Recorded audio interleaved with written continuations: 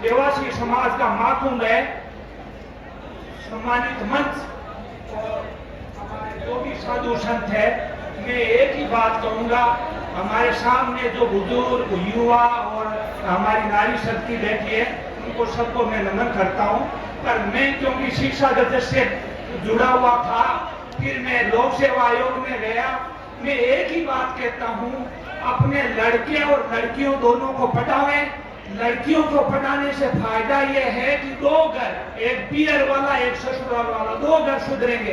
एक नंबर दो, लड़कियों के 30% आरक्षण है, रिजर्वेशन है, उसमें सिर्फ लड़कियां ही सिलेक्ट होती है, चयनित होती है। लड़कियां पढ़ेगी तो कम से कम 30% में अपनी लड़कियां नौकरी लगेगी तो दो घर सुधरेंगे।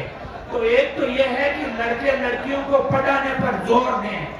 दूसरा, नशा प्रवृत्ति जो भी है वो बड़े बुजुर्ग जो कर रहे हैं वो कम कर दे और नई पीढ़ी को नशा प्रवृत्ति नहीं करने दें। एक मैं कई दिनों से देख रहा हूं, आपके YouTube और सोशल मीडिया, युवा लोगों को कह रहा हूं, सोशल मीडिया पर इतने मत बैठे रहो यार, दूसरा काम करो जो आपका पढ़ाई का काम है या जो अभी जो काम है वो करो।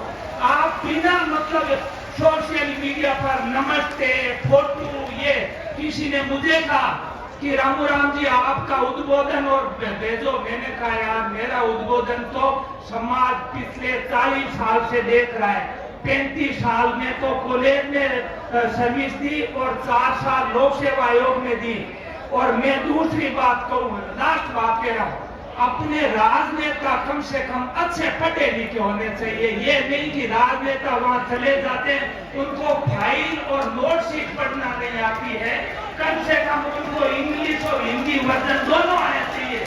क्योंकि यदि वो लोग इन चीजों में नहीं समझेंगे तो सिर्फ अपने साइन के अलावा कुछ नहीं करेंगे, जैसा अभी तक आपके समाज में हो रहा है। ऐसा नहीं होना चाहिए।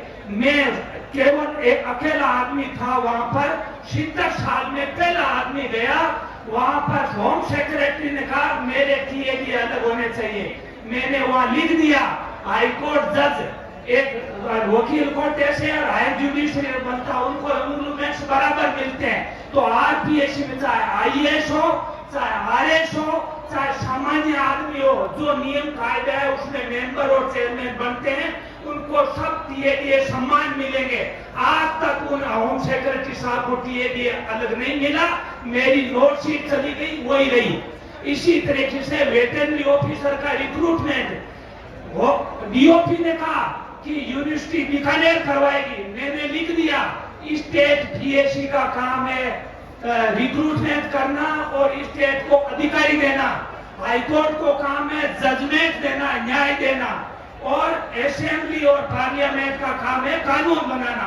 इसलिए वेटरनरी ऑफिसर हो चाहे कोई भी रिक्रूटमेंट हो, स्टेट पीएससी अर्थात लोक सेवा आयोग ही करेंगे। तो हमने वो फाइल हमारे पास भेजी और रिक्रूटमेंट कर दिया। कहने का मतलब है थोड़े से जागरूक आपके राजनेता होने चाहिए, जो कलम से लिख दे तो खुले नहीं, ऐसे नेता होने चाहिए। बाकी नेता सिर्फ साइन करके और आपका सिर गिनाते हैं। जैसे आप आज हमारे समाज के रूप में सिर गिना रहे हो, वैसे असेंबली और पार्लियामेंट में सिर गिनाने नहीं चाहिए। ऐसा मैं इस मत से सभी पार्टियों का और मीडिया को और आईबी को आह्वान करता हूं कि ये मैसेज भी पार्टियों को भेजे कि समाज से जो भी जनप्रतिनिधि जावे, कम से कम योग्य जनप्रतिनिधि होने चाहिए। बाकी समाज को ज्यादा से ज्यादा पढ़ाई पर, शिक्षा पर ध्यान देना चाहिए। जय हिंद, जय भारत।